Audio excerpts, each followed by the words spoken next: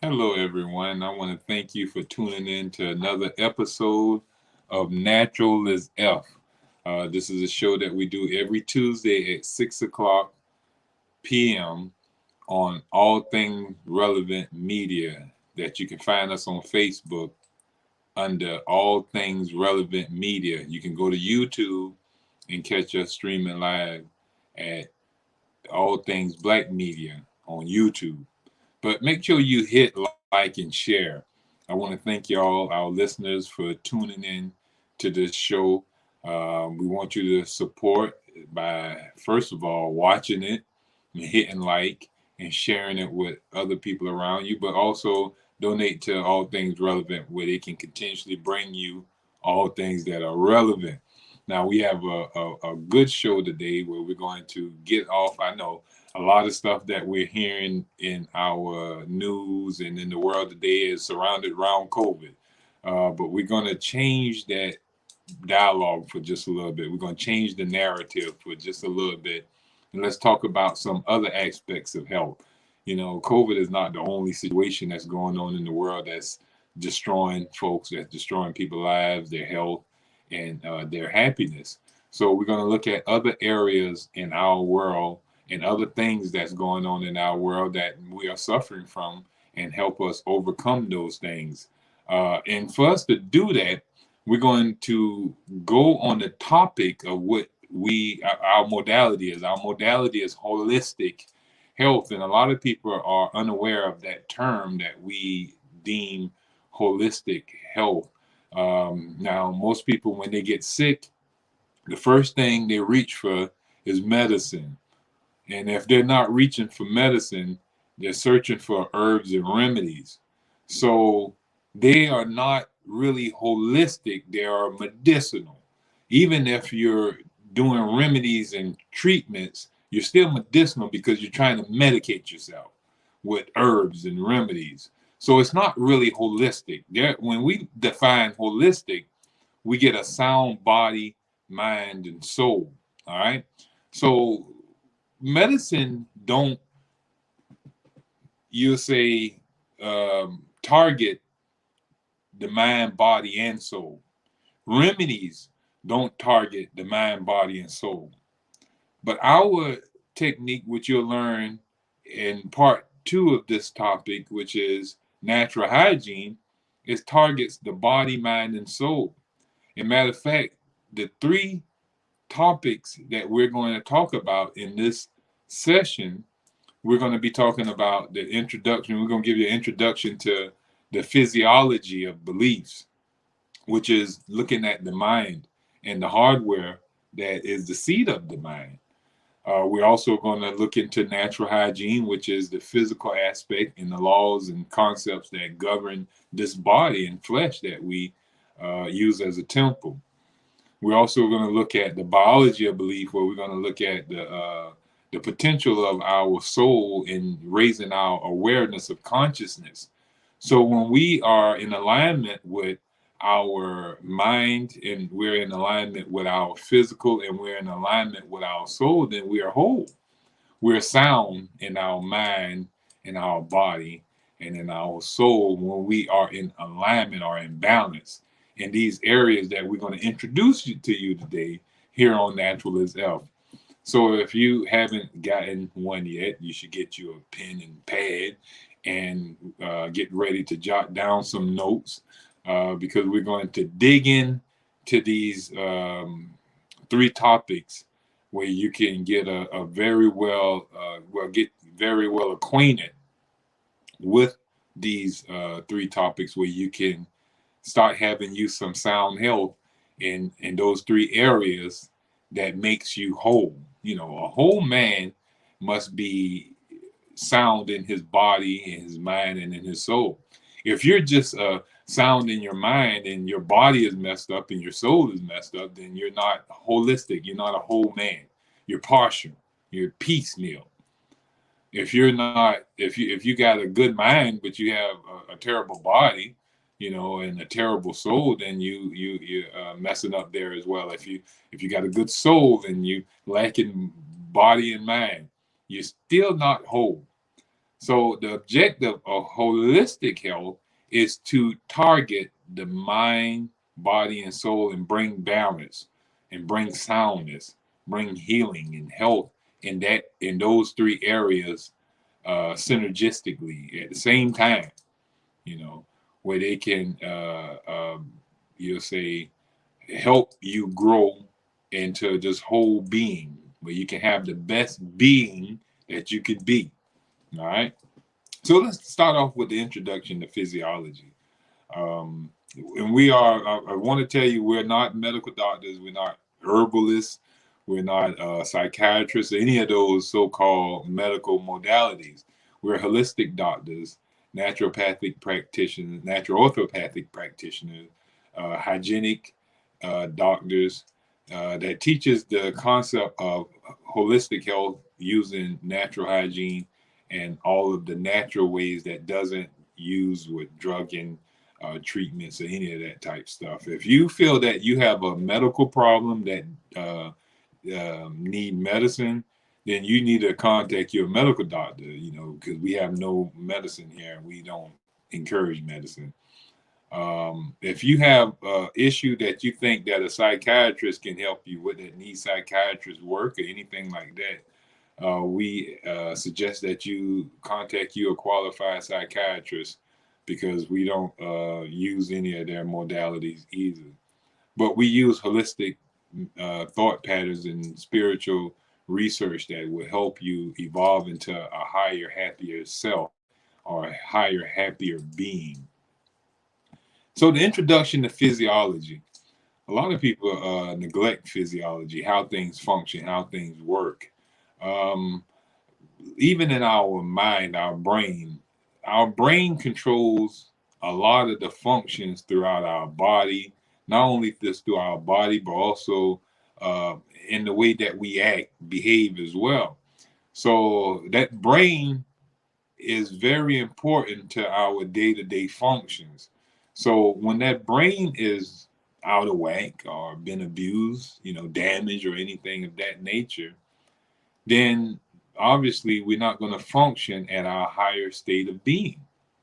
So we're going to operate, low in function. We're going to have a problem with how we're behaving, how our body's functioning, because not only is the mind with our thoughts and how we, act out here in the world, but the brain controls how the heart beats. It controls how the digestive system digests food. It controls how the kidneys filter the blood and when it urinates, and how it grows, how the cell function, how it splits and differentiate. It has all these different functions that it controls. So when that brain is not working properly, then we have problems in our functioning in our actual physical body, as well as how we behave in our day-to-day functioning. Most psychiatrists and psychotherapists, they tend to only look at the brain as in more, they don't really look at the brain as a organ. They don't look at if it's damaged. They want to just help you with telling you to meditate, think more positive thoughts, take medication, but they don't look at the brain as an organ. Like if you go to a kidney specialist, he don't be out there like, well, let's examine the thoughts around your kidney, or let's get you to meditate on a better kidney. No, he actually look and get a CAT scan or MRI or something like that. He actually get a picture of what the kidneys look like, and he examine the kidneys and different things, see where the abuse is, if it's fatigue, if it's atrophizing, or whatever is going on with the kidneys. He get a total look at the organ that he's trying to treat. Now, all other physicians and doctors who treat organs and tissues, they actually look at the organ and look at the damage being. When you go to psychiatrists, they neglect to look at the organ that they're treating. They only try to treat you with psychotherapy talk, biofeedback and different things of that nature, but they don't work with looking at the brain itself. Like in Dr. Amen research from the Amen clinics, he do this thing where he actually examined the brain through this concept called spec. And what he do is he get a 3D image of what your brain looked like. And he can tell what areas in your brain is affected because there'll be lack of blood flowing to that area of the brain. So at any time we're operating out here, if we're not getting adequate flow of energy to every part of our brain, the area that is not getting a full flow of blood will function less. Now, if it's an area in our brain that is getting extra blood because it's damage there, like it's inflammation there, swelling going on because of excess blood there, then there's going to be excessive functioning. All right. So let's say, for example, this area of your brain right here in the front is your prefrontal cortex. On the side of your brain right here are your right and left temporal lobes. Up here you have the parietal or occipital lobe, and in the back you got your cerebellum. All right. You got the medulla. You have inside you have your deep limbic system. You have your anterior cingulate gyrus. You have these different areas in your brain that deal with different functions.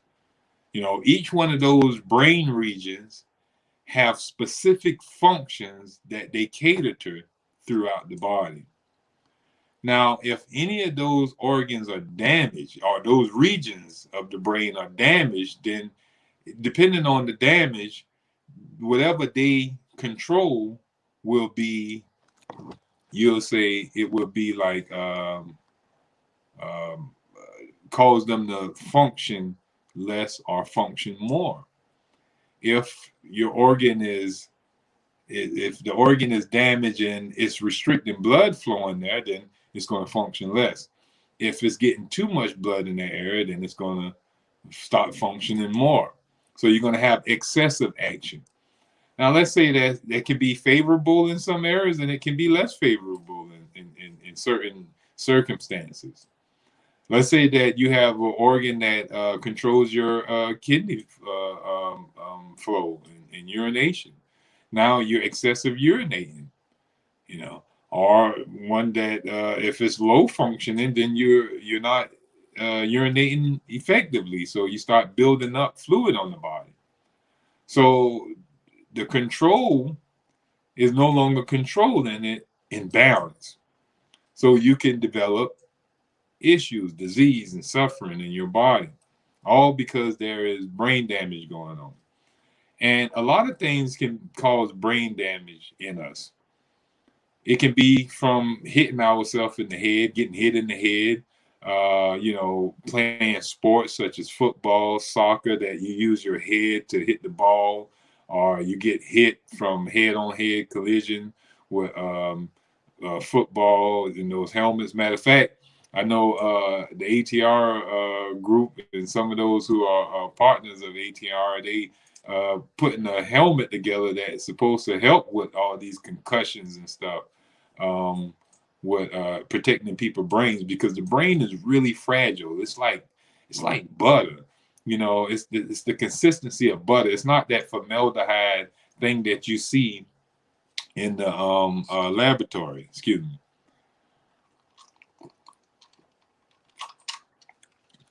It's not that formaldehyde piece of meat that you see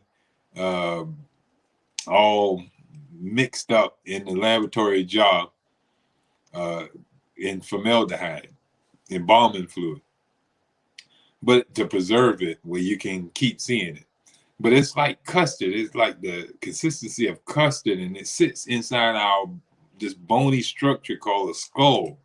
And this skull got a bunch of rigid edges that can do damage and cut the brain from sudden movement, like you get on these rides at the roller coaster and it have you jerking your head, or you get you in a car accident where you got a sudden jerk and stuff. It can cause your brain to hit up against the wall of one of these, jagged edges and do damage, and to those areas of the brain. And once those areas have these lesions and tears and you'll say wounds done to them, they tend to become inflamed. You have overaction, or you have less action once the scar tissue start building in those areas. When you start having scar tissue in certain areas of the brain, then that means that scar tissue is going to let less blood flow through to that area of the brain. So if you're getting less blood flowing to that area of the brain, then you're going to have less functioning from that area. And if that area controls a certain element in your body, then it's going to be less functioning in that body part because of the scarring in the brain. So you're not a whole man. You're not operating as a whole man. So that's why protecting your brain is very important. Not only are you going to do damage to your brain from, damage of direct trauma, hitting it, getting in a fight, getting boxed in the head. Look at Muhammad Ali after he had done got boxed in the head so much that he was having problem with his walk, his talk, speech, everything from all the damage that he had, the swelling and everything going on in his brain. A lot of your football players, you see, they have the same problem after being hit in the head so much. Soccer players and all those type of people. So you see the need to be able to protect your fragile brain is very important. Hitting your kids in the head because they didn't wash the dishes, busting them across the head because they making the F in school, damaging their fragile brain is not ideal discipline. If you want, unless you want to have an idiot for a child, for sure, and have a child that's going to suffer many other health issues because of the damage of boxing them and beating them in the head, or throwing a book at them in the head and stuff like that. So you want to make sure that you not only protect your fragile brain, but protect those around you. Because if you allow their brains to become damaged, then they're going to behave differently, and you're going to see different behavior. You get more aggression. You get all suicidal attempts and all type of stuff from damaged brains. When people have damaged temporal lobes and stuff, sometimes they become suicidal, all because of the pressure on their brain creates these suicidal conditions. It may even cause you to, like this one experiment where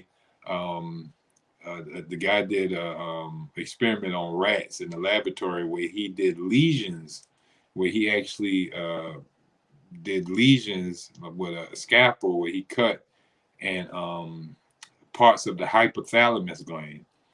And in doing so, he caused the rats to overeat. They were overeating due to damage to the hypothalamus gland. And so we can also have that damage in certain areas where we become compulsive in certain behavior, or we can become lackadaisious in certain behavior, all because of damage to certain areas of the brain. So you want to make sure that you protect not only your brain, but protect the brain of others as well. But it's not just from trauma. Toxicity comes as a damage to our brain as well. You see alcoholics who have brain damage from ingesting huge amounts of alcohol. You have people who are on psychedelic drugs and all type of other drugs that over the period of time, they do a lot of damage to their brain. The brain with certain drugs such as, alcohol, heroin use, cocaine use, we actually, when we look at brain scans of those people's brains, their brains look like Swiss cheese. You see a bunch of holes in their brain where those holes are dark matter that's not being where no blood is flowing because so much damage has gone on in that area. So they don't have access to those areas that's dark. They only have access to the areas that are light where blood is flowing.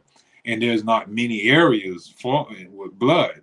So they don't have access to a lot of the areas of their brain. And if they don't have access to those areas, then they can't function from those areas.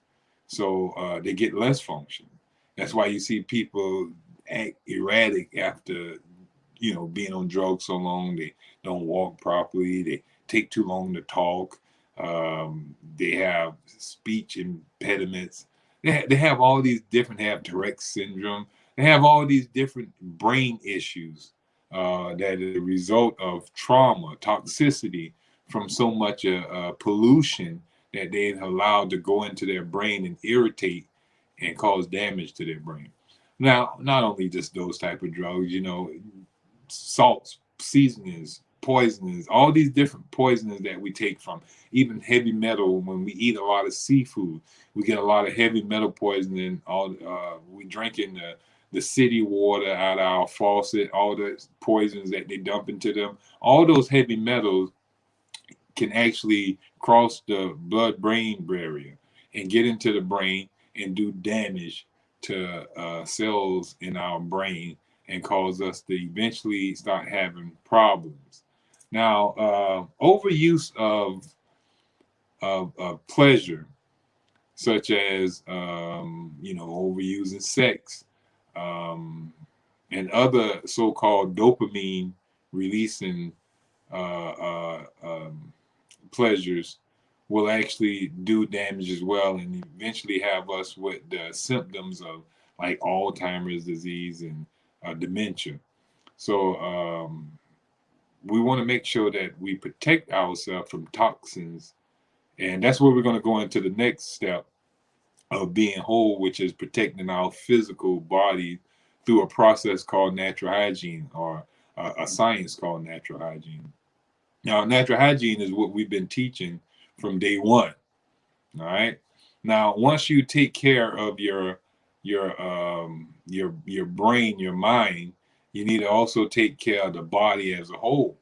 You know, not just being mindful of your mind, but also taking care of your natural hygiene. Now, when we think of hygiene, we think of hygiene as, brushing our teeth, combing our hair, washing up on our arms and our private areas, you know, trimming our nails and toenails and stuff like that.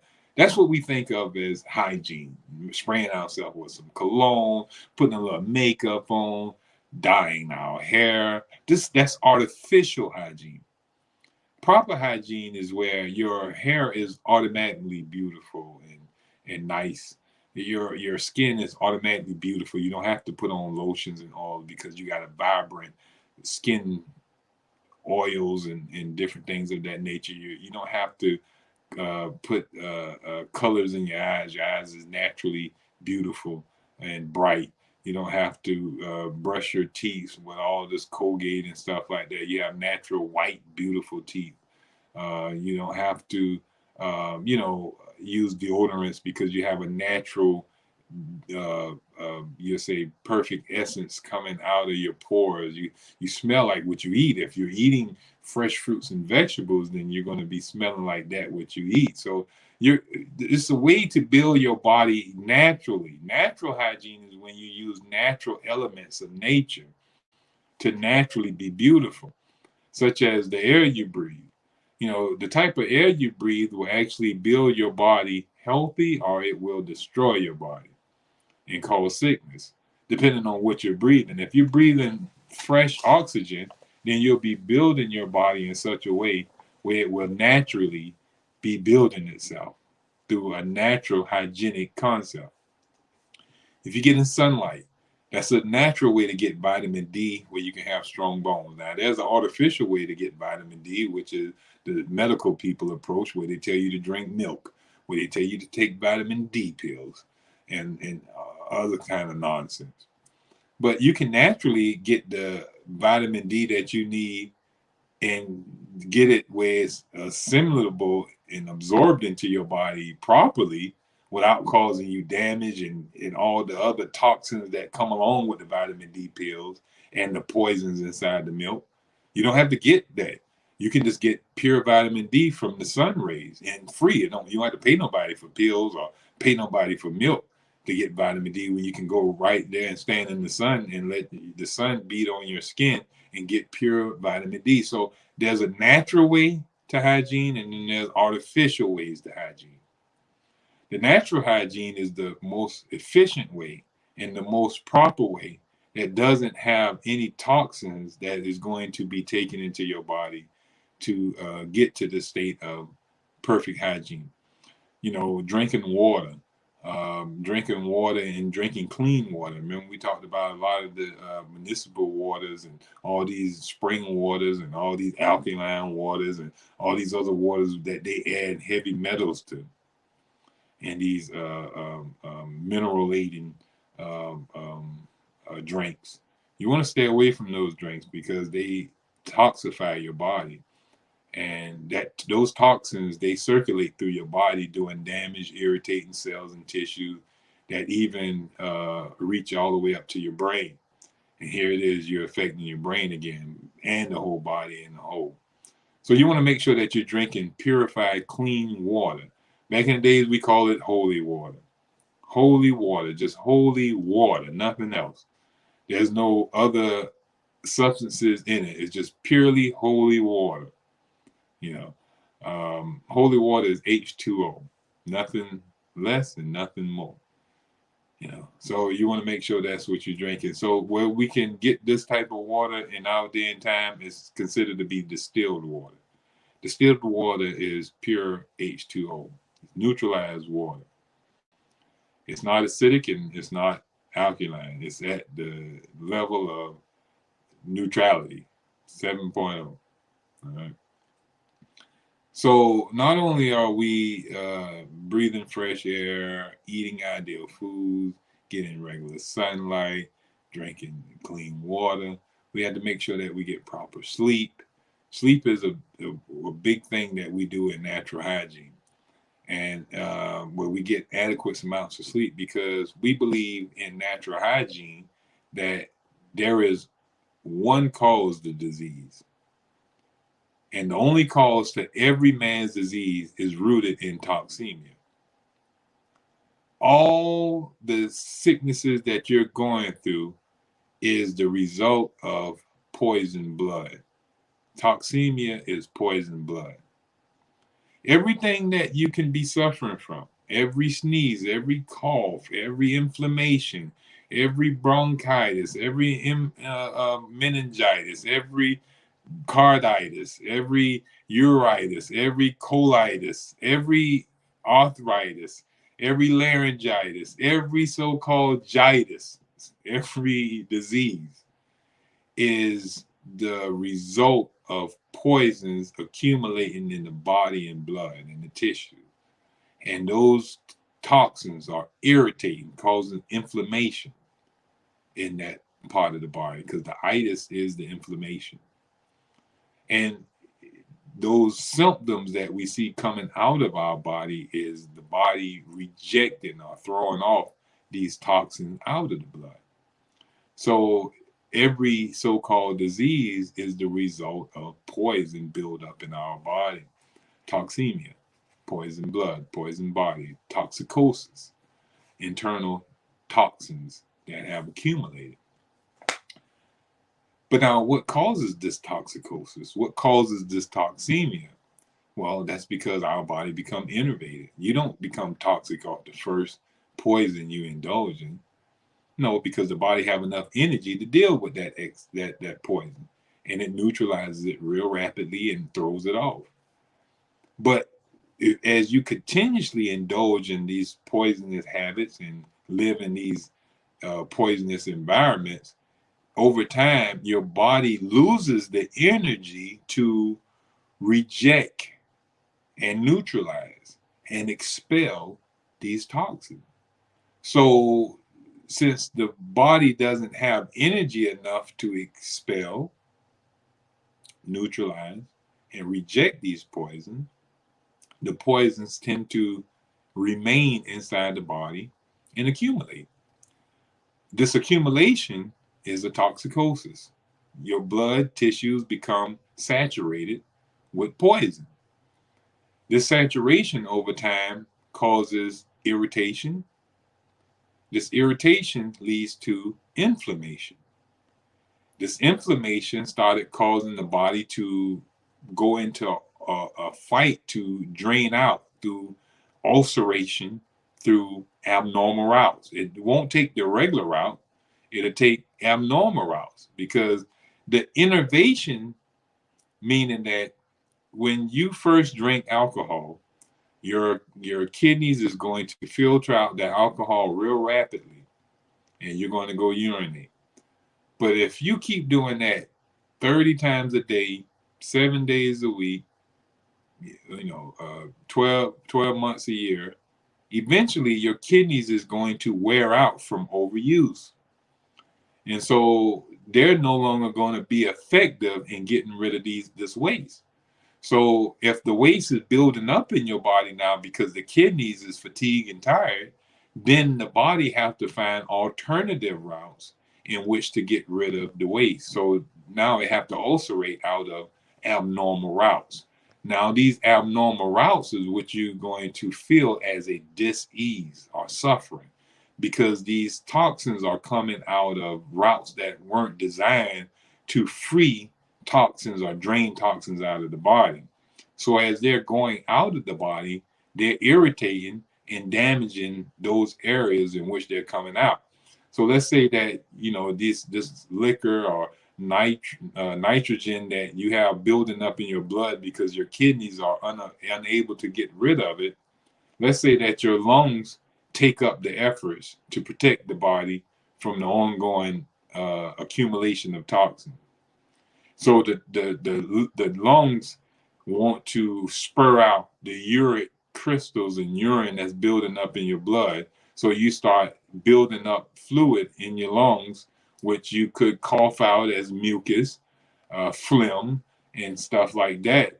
But it's doing damage. It's creating irritation and damage and damage to your lung tissue. And they tend to harden if this abuse is continued over a long period of time.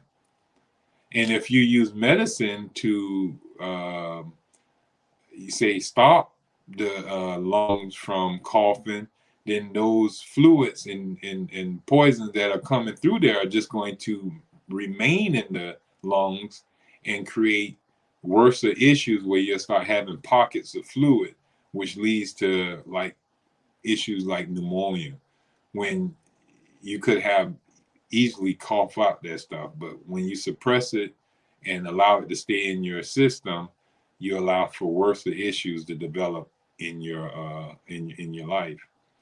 So natural hygiene is going to teach you how to get energy back to your body naturally, where your organs that were designed to keep your body clean and healthy will go back into power and filter the blood of toxins. Because as the blood is filtered, then the blood can travel around to where these saturated poisons are have accumulated and been stored, and clean them out.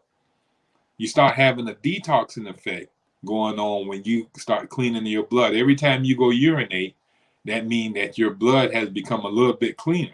And then your blood can travel back throughout the body and pick up waste material and come back to the kidney. And then you urinate out again.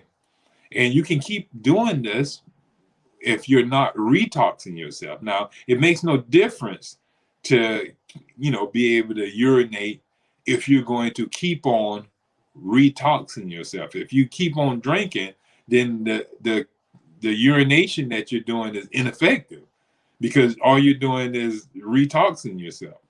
But if you stop the cause of your toxin accumulation, which is your excessive drinking, then your kidneys will continuously urinate. It's not just because you stop drinking don't mean you're going to stop urinating. Urination going to keep going on. And so once you stop drinking, your kidneys is going to keep on urinating, and it's going to eventually clean up all the alcohol poisoning that you've drunk over the period of time. So the first stage in correcting all health issues is to stop the cause. Find out what's causing your illnesses, and you stop it. And once you stop it, you allow the body to do its work of freeing itself of the waste. Now that's freeing might be uh, discomfort to you. It may be painful. It may cause you a little suffering, but you let it run its course, and then eventually, over time, it will reach a level where it will have did enough cleaning where you won't suffer anymore, and you will be out of harm's way. So this is the natural way to allow your body to detox. There's no such thing as a detox pill, detox treatments, or detox pads, or any of that stuff that they got out here on the market. That's artificial hygiene. And we don't teach artificial hygiene. We teach natural hygiene. Once you get proper rest into your life, then you're going to start seeing your level of health start soaring. You got to make sure that you start exercising. Exercising is where you build up muscle and strength throughout your body. And it'll make you look good. You have girls liking you, or you have guys looking at you more. You can take your shirt off without being embarrassed and having a big belly fall out when you take your shirt off. You don't have to have man boobs, or you don't have to have the sagging in women. You don't have to have the excess of flesh hanging off you. You can look more appealing when you have more muscle tone from regular exercise. You can have better circulation, have more euphoric, more energy flowing through your body, more blood flowing through your body. And more blood flowing through your body flows up to your brain and clean out the brain and keep the brain filled with what? Blood, where it can function properly. So it's all synergistically when you can get all these levels of health operating at the same time. Not only do you natural hygiene deals with those things that we talk about, it also talk about temperature, making sure that you maintain normal temperature. Normal temperatures in such as your shower, the temperatures that you harbor around you in your environment, like it shouldn't be too cold or too hot, because your body have to use energy in regulating your body temperature. Your body temperature must maintain like 98.6, 98.7 up in the air somewhere. If the area that you are is really cold, then your body is going to use huge amounts of energy to keep that body at that state of 98 or something. If it get too hot, your body starts sweating to cool itself down and maintain that 98.7. So this is a self-generated organism where it generates its own temperature. It alters its own temperature, but in doing so, it requires energy to do that. It just doesn't do it on its own. It requires energy. It uses up huge amount of energy according to the amount of temperature change. The more sweating it got to do, the more energy is being used. The more it got to raise its temperature to deal with excessive cold, the more energy is used. Like just like if you got to drop your thermostat down to 65 to get it cold, it's going to stay on longer than if you had dropped it down to 70. So the more you need to bring that temperature down in your body, or the more you need to raise it up, is going to require more energy from your body. Now, excessive use of energy from the body means that it got to pull it from somewhere. It got to pull it from the energy of the kidneys, the energy of the lungs, the energy of the colon. So other organs and tissues are not going to be able to function properly due to lack of energy. Then you start having your breakdown. You start having your constipation. All these other issues that are due to failure, failure of functioning power. Now, also we see that we also have to maintain normal relationships. and keeping the will to live. We got to have emotional balance. That's another thing that we see that is very beneficial in natural hygiene and what natural hygiene teaches as a concept and the philosophy. You can drain a lot of energy from being around a bunch of toxic people, toxic groups, toxic songs, toxic movies, anything that is not nurturing and promote energy and health is depleting of energy and health. So it's ideal that you be around positive people. Remember, the first stage of all disease is innervation, low functioning power, or a drain of your functioning power. Once your functioning power is drained from you, then your body no longer have function or power to filter and reject, neutralize, and throw off waste. So the waste build up in your body. So you want to make sure at all times that your energy levels are high. As long as you keep high energy levels, your body will reject, neutralize, and drain off waste. But when the organs and tissues have no power to reject, neutralize, and throw off waste, then the toxins accumulate in your body. Then the irritation starts. Then the inflammation starts. Then the ulceration starts. When the ulceration is constant and the irritation is constant, then there becomes a hardening. The hardening starts changing the structure of your tissues and cells. Now you got metamorphosis going on or degeneration. This is where you develop the cancers and stuff. So it all starts with low energy and evolves to irreversible degeneration and cancer. So we want to make sure that we keep high levels of energy. Keeping high levels of energy protects you from all the damages that will result of the poison that will accumulate in your body. I said it 5 different times, but I just want to make sure that you're getting the logistics of natural hygiene and the toxemia theory. Toxemia theory is a great theory to understand and help you understand why we suffer the diseases that we suffer from. But let's look at our last biology of belief. Let's look at now looking into the soul of man. A lot of us, we suffer because we're in a low state of consciousness. Now we look at the mind and we look at the body, but a lot of us are in a low state of consciousness that we don't have the potential to do great because we are in a state of being that doesn't allow us to be great. So the state of being is one that is programmed into us, or could have come from a karmic density that we have to pay off, or karmic debt, I would say, that must be paid off. And that's usually putting us in an environment that's going to program us to suffer in ways that we have to overcome. Now, these programs are programmed in us starting way back when we were in our mother's womb.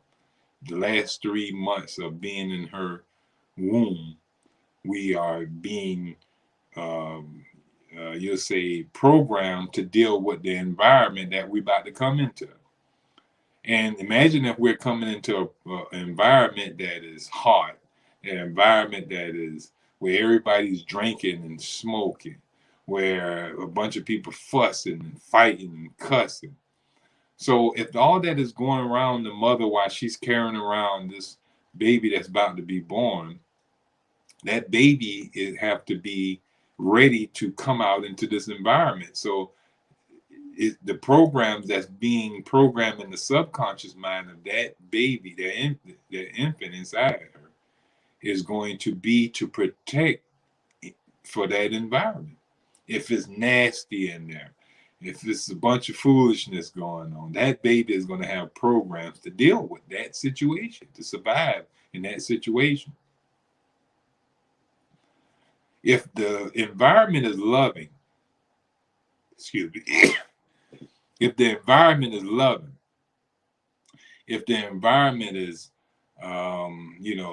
peaceful, if their environment is healthy, then also the subconscious programming that's going to be programmed in that child conscious mind, subconscious mind, is going to be to adapt to that environment. So if we look at the environments that most of our children are growing up in this day and time, especially in the Black community, we see that a lot of their programs and the way they're acting is not because the child doesn't want to act like that. They're running off of programs. We done program these kids, and now we're abusing them after they done been programmed through us. They watch how we act. They watch what we did. We program them through music. We program them through television. We program them through our own bad habits and the way that we were living. And now when they grow up and start doing the very things that they watch us do, now we want to beat them, cuss at them, throw them in jail, and do all type of other stuff to them.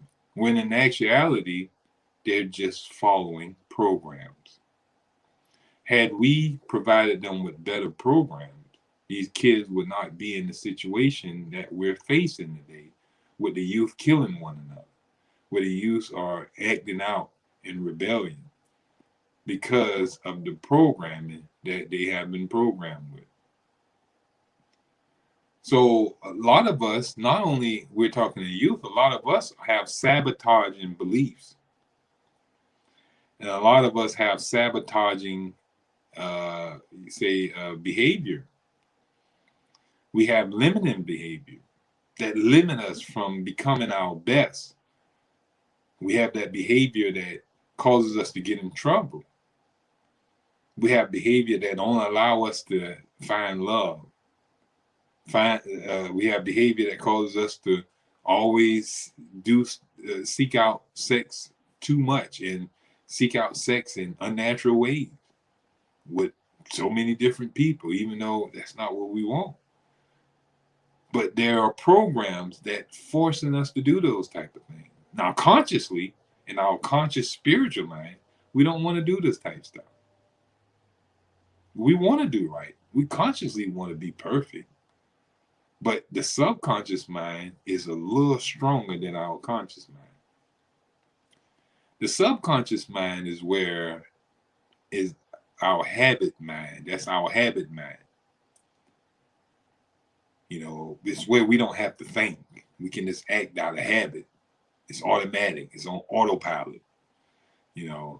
When a situation arises, we don't have to think about that no more. Think about a joke. It comes to a time where we can do a joke, and when I first tell the joke, I have to tell the whole joke out. Such and such, such and such, such and such, such and such, such and such, and then it was one, and then such and such and such and such and such and such and such and such, and so all you heard was one. And now when I tell that joke the next time, I can cut it in half. I say, hey, yeah. If I'm telling it to the same people, I can be like such and such, one, such and such, and everybody will still laugh because they know the joke. And then after I say it so many times, I don't even have to say the whole joke anymore. I can just say one, and everybody's just going to bust out laughing because they know what surrounds that one.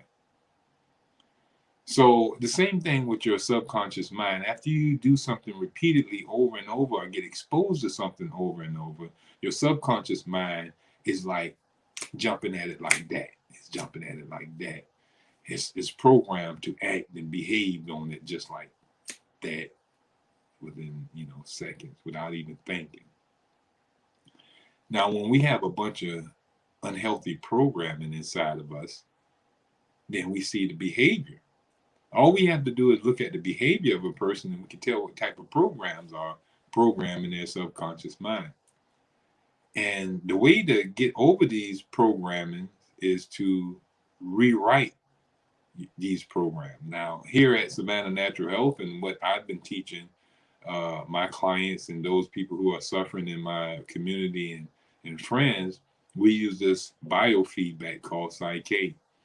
It's a process that helps you rewrite your belief patterns that have been sabotaging you. It said that most people are prisoners of their own mind. And when we can set them free of the prison of their own mind, that they're bonded by these programs, because these programs are in control of them. No matter if they want to do right, the programs are always going to take priority. And you want to eat healthy, but when it comes time where your body says, nah, on the couch and eat potato chips and look at TV, your program is going to jump in. And it's going to take full effect, and you're going to reach, and you're going to fail.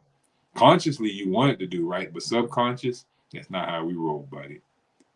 So you have to break those subconscious patterns of thinking and beliefs, that limiting belief. And we use this concept called Psyche. If you're interested in that, definitely give us a call at Savannah Natural Health at 912-227-9335. And we got sessions to help you rewrite your thought patterns and make you more successful in life, and help you get rid of those patterns of thinking that are limiting you. It's real effective. It's easy. It's nothing that you have to take or anything like that. Just give us a call. Let us get you in and show you how effective it can be with helping you rewrite your life, where you can have an extraordinary life that you deserve. That's 912-227-9335. And finishing up here and talking about this biology of belief, we also have to dig into the work of kinesiology, where we look at the map of consciousness done by some hygienic doctors as well, where we look at where they talk about the map of consciousness, where wherever our conscious state is, that's where we are going to view life from. And when we're at a low state of consciousness, then we're going to see the world at that low state. And if we're at that state of anger, then everything around us look angry. If we're at a state of grief, then we operate out of grief. If we're at a state of apathy, we care about nothing. If we're at a state of, desire, then we always in wanting. If we had a higher state, now those are low states that I was just talking about. When we at those low states of consciousness, then we're vibrating low, and we're going to be suffering in this world. This world is not going to be, we're not going to find happiness in a world where there's wanting, like we're always in need, like we're not getting enough. Our God is not supplying what we want. We're in desire, we're wanting. And if we're in sorrow and grief and anger and all the lower states, then we're not happy with this. Not Life is not fulfilling. But when we go to that higher state, we have when we start at the level of joy and reason and the enlightenment, all those high levels of existence, acceptance, willingness, all those high levels of existing, where we're accepting the world as it is, and we accept ourselves, and we are willing to make changes, and we are in a joy state. We're operating out of love for not only ourselves but all of mankind and all that has life, all beings and creatures everywhere present. That's a high state of being, when you can show love not only just for you, but you can show not only just love for in your household, and you can show love for more than just your race and your community. You can go outside those bounds, and you can show love for all that has life, creatures and non-creatures and whatever there is. You just see everything as you being present, as the Almighty is present. Now that's a high state of being. You have to be standing really high on a conscious mountain to be at a state where you see all things as self. That's a high state of being. So that map of consciousness helps you come out of low states, and listen to the words of it. It's a map of consciousness. So that means that the map is a map to guide you or direct you through different states of consciousness. So you might be at one state, and if you want to get to another state, well, here's the map to get there. You know, so we also at Savannah Natural help you evolve from the map of consciousness to go to higher states of being, if that's your goal. And we know that that's all man's goal, to perfect themselves and ascend to higher levels of being. No one wants to be in a low state of being. So with that being said, we want to thank you for this chance to allow you to hear our take on holistic health and healing through natural hygiene, the physiology of belief, introductory to it, and our introduction to natural hygiene, our introduction to the biology of belief. Just to recap on it, you know, protecting your brain is ideal. You should always protect your brain. Your, you change your brain, you change your life, according to Dr. Amen research. Protecting your brain can have you living young and youthful for life. Make sure that you practice natural hygiene. We've been teaching natural hygiene ever since we started this broadcast here on ATR Media. And we're going to be teaching natural hygiene until they kick us off this show or something else happens. But natural hygiene is our way of life. It's not just a diet. It's not just some fly-by-night thing. It's been here since mankind became on the earth. He had to have fresh air. He had to have sunlight. He had to have water. He had to have, ideal food. He had to get rest and sleep. He had to maintain normal temperature. He had to have movement, and he had to have emotional balance around himself. All those things that we were just talking about, those things were necessary for the first man, and it's going to be necessary for the last man. As a matter of fact, when those things are out of existence, well, so will man soon leave existence as well. When there's no more fresh air, sunlight, water, ideal food, normal temperature, and his ability to rest, he will eventually disappear from the earth. So those things are in the beginning, alpha and omega. So make sure that you follow natural hygiene from start to end of your life, that you can have one that is healthy and strong. And we want to make sure that you raise your awareness. See where you're at. If you notice that you can, if you're at a state of anger, at low states where you're feeling unhappiness and stuff, then there's a higher state for you. And if you need help in searching for a higher state of existence, like we said, Savannah Natural Health have means and conditions to help you get to that state. You can contact us at 912-227-9335. Hey, we want you to have a great week. Best of health and happiness. We love you. And make sure you tune into our show next Tuesday for some great more information about holistic health and healing. We want you to have a sound body and mind. That's the three, and the three bear witness here on earth: body, soul, and mind. All right? That's a whole man.